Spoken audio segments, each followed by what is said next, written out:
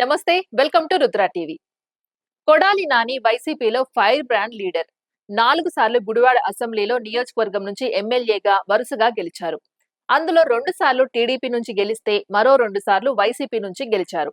2024లో కూడా గెలిచి తన రాజకీయ రిటైర్మెంట్ ని 2029లో ప్రకటించాలని భావించారని ప్రచారం అప్పట్లో సాగింది.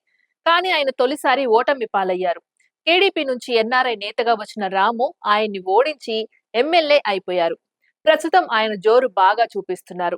గత 20 నెలల్లో కొడాలి నాని అయితే పెద్దగా తన నియోజకవర్గానికి వెళ్ళింది లేదు అని అంటున్నారు. ఇక మరో కీలక నియోజకవర్గం గన్నవరం. ఇక్కడి నుంచి 2014, 2019లలో వరుసగా 2 సార్లు ఎమ్మెల్యేగా గెలిచారు వల్లభనేని వంశీ. ఆయన జగన్ వేవ్ లో సైతం గెలవడం గొప్ప విషయం. అయితే గెలిచిన తర్వాత ఆయన టీడీపీ నుంచి వైసీపీకి షిఫ్ట్ అయ్యారు. దాంతో పాటుగా ఆయన సైతం టీడీపీ అధినాయకత్వం మీద తీవ్ర స్థాయిలో విమర్శలు చేస్తూ వచ్చారు. దాంతో ఆయనను టీడీపీ గట్టిగానే టార్గెట్ చేసింది. 2024 ఎన్నికల్లో ఆయన ఓటమి పాలయ్యారు. ఇక వంశీ టీడీపీ కూటమి ప్రభుత్వం హయాంలో జైలు జీవితం కూడా అనుభవించారు. ఆ మీదట ఆయన ఫుల్ సైలెన్స్ అయిపోయారు. ఈ 2 నియోజకవర్గాలకు ఇన్ఛార్జీలుగా కొడాలి నాని, వంశీలను జగన్ నియమించారు. అయితే ఈ ఇద్దరు కీలక నేతలు పెద్దగా అందుబాటులో ఉండడం లేదని అంటున్నారు.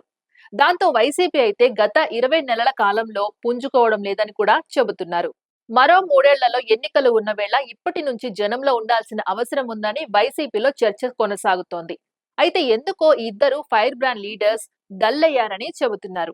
ఇంకోవైపు చూస్తే టీడీపీ ఎమ్మెల్యేలు అయితే ఈ 2 చోట్ల దూకుడుగా ఉన్నారు. మరోసారి గెలిచేందుకు అన్ని రకాలైన ఏర్పాట్లతో సిద్ధంగా ఉన్నారని అంటున్నారు. ఇక టీడీపీ అధినాయకత్వం కూడా అదే పట్టుదల మీద ఉంది. తాజాగా టీడీపీ అధినాయకత్వం మచిలీపట్నం పరిధిలోని అసెంబ్లీ సెగ్మెంట్ల పరిధిలో పార్టీ ఎమ్మెల్యేల పనితీరు మీద నిర్వహించిన రివ్యూ మీటింగ్ లో గన్నవరం, గుడివాడల మీద ప్రత్యేకంగా దృష్టి పెట్టింది అని అంటున్నారు.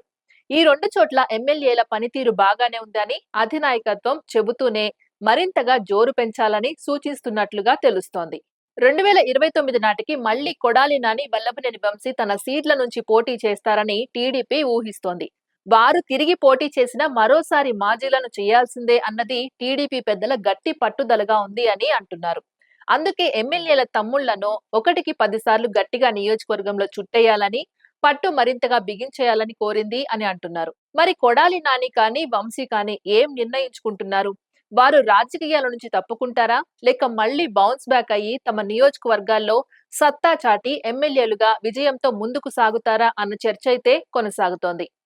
ఇది ఇవాల్టి అప్డేట్. మరో అప్డేట్ తో మళ్ళీ కలుద్దాం. అంతవరకు చూస్తూనే ఉండండి రుద్ర టీవీ.